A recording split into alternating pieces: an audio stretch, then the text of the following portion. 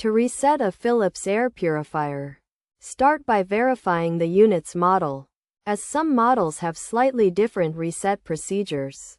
Next, disconnect the air purifier from its power source to protect yourself from electrical accidents and prevent device damage. Then, locate the reset button, which can be found with guidance from the user manual.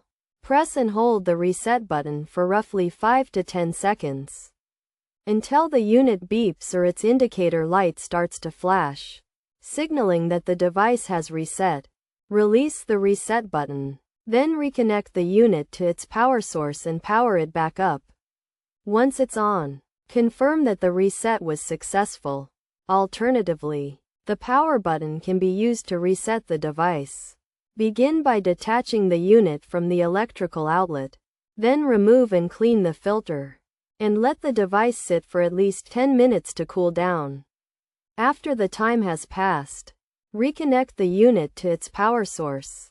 Find the power button, and press and hold it for 10 seconds, until the unit reboots, completing the reset process.